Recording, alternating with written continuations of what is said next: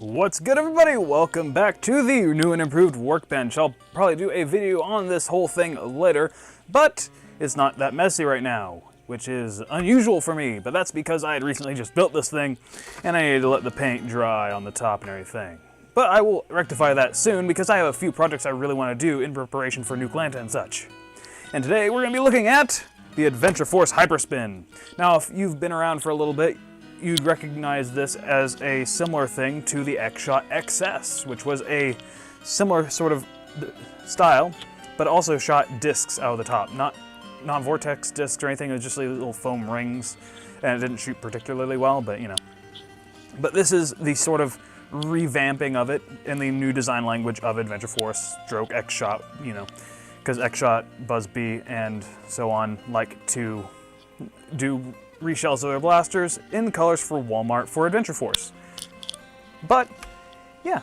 And the reason you're not seeing it in the package right now is because I had already filmed about halfway through this thing, but then my other camera died, which is actually my old OnePlus 2, which I'm actually working on getting a new camera soon, which hopefully I can get the funds together for that. But yeah, it comes in just this sort of open face packaging, really easy to open up.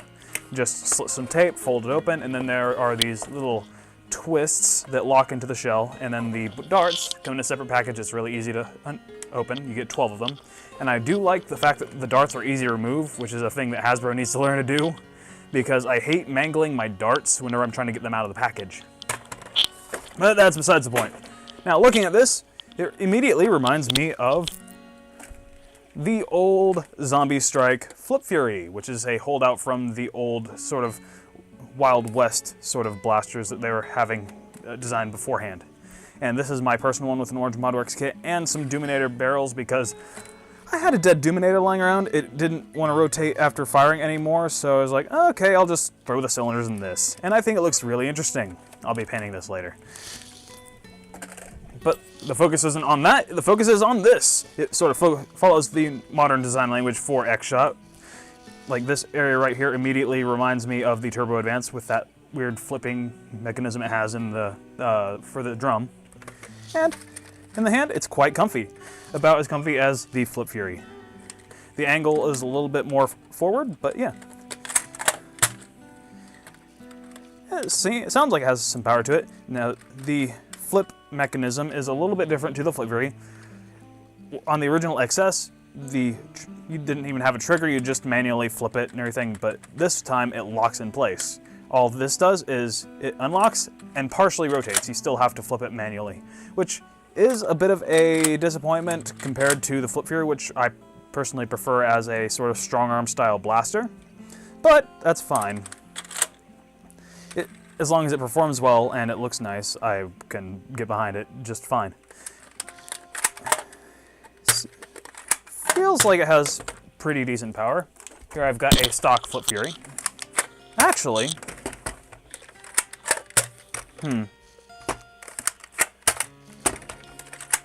okay.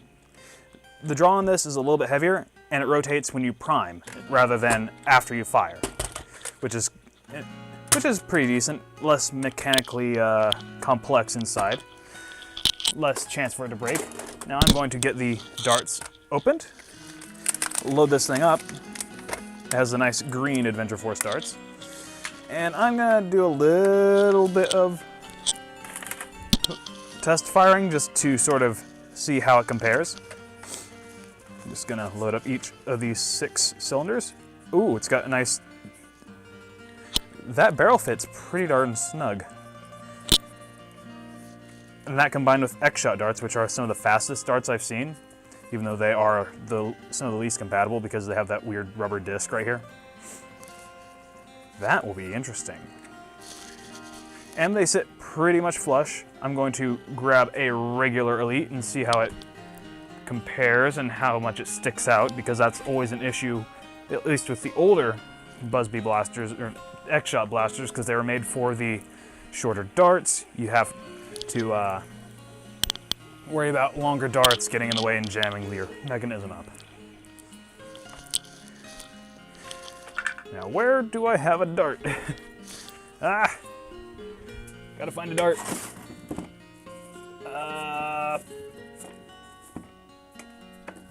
Ah, here we go.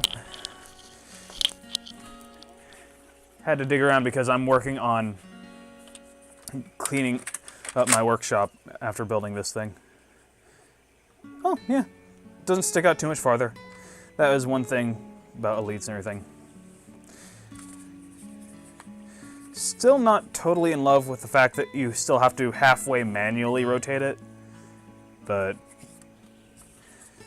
if it performs well, I could probably forgive it. Again, barrel fit is nice and snug. And you get just enough darts to load it. Ooh! That is nice. You can see the plunger tube right there sealing pretty darn well against that cylinder. And there's still enough power in here that I'm still hearing the air restrictor kind of hiss out a little bit extra air at the end of the thing, so... Those shots are accurate. Holy crap. Does it have slamfire? Nope, no slamfire. Shame. Wow. Holy crap. Where is my chronograph? Oh, it's over there. I'll have to get chrony data here in a little bit. I'll have the chrony data up on the screen here on the right or left, you know. Wow. I kind of like this. I'm not sure. It says it is for auto advancing or something, but maybe I've got a lemon and it doesn't want to fully flip. That's kind of fun. No? It seems to have that weird sort of half-tooth can thing that certain blasters have. And looking at the drums, it doesn't look like they'd be compatible with the Flip Fury or anything. Here's a strong arm drum. They're about the same size, but the interaction piece on the back is much smaller on the Hyperspin. And I do think those orange drums are quite nice because they're clear and everything. It would be interesting to have a light on them. I wonder if it glows under black light. Let me see if I can find my black light flashlight.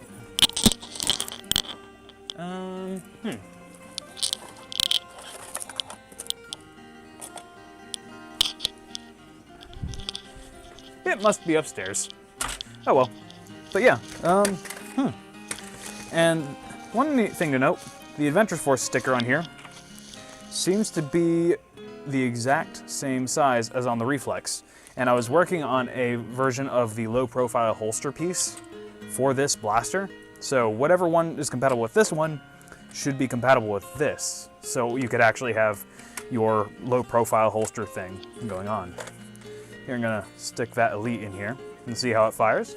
Well, it's technically an Elite, but you know. There we go. Rotate, that's an X-Shot one. That has some decent pop to it. I'd say that's at least hitting 80. I'll have to get the numbers here in a little bit, but yeah. You wanna know how much I paid for this thing at Walmart? The princely sum of about $9 and change. So basically $10, which for something like this, that's great. Normally you'd be paying at least 15 to 20 for a Flip Fury, and then even more if you want to add things like the Orange Modworks kits and stuff. But yeah, this gets my seal of approval. Especially for a $10 blaster and it performs like this. Even though it's not completely auto, it's a whole lot easier than the old Xcess where you had to manually click it out of place and everything. Because you can get quite fast at that, just releasing it, flipping it, and then it locks into place so you don't overshoot it, which is another problem with the old Xcess. Yeah, especially if you're gonna go to a stock game, like say you have HVZ where things are like stock only, like you have a school that is a little more worried about things like that. I could totally see you using this, especially like paired with a Turbo Advance, because both of those blasters you don't have to worry about loading from a magazine or anything. You just load darts in as you go. And with the Turbo Advance, you just flip your drum and everything. Maybe have this in a holster because it would be pretty easy to just stick this in a drop bag or, you know, cargo pants, pocket, whatever, backpack.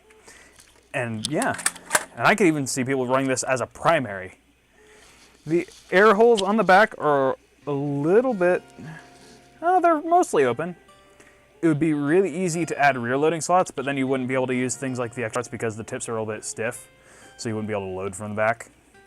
But it's fairly easy to spin the cylinder or anything. You don't have that bar getting in the way, which some people mod out of their Flip Furies. But yeah. There's Valor. Thanks for watching. I'll drop a link down below where you can get this at walmart.com or whatever, but you should be able to walk into your standard Walmart and find this. And they usually go on sale and all that. As ever, big thanks to my Patreons. I'll drop a link down to that down below because I've been working on something special for them, a special video that will be available to them a week earlier than the rest of you guys. And I think it's a video that a lot of people have been wanting from me. So yeah, that's just a sort of teaser for the future. But yeah, there's Valor. Thanks for watching.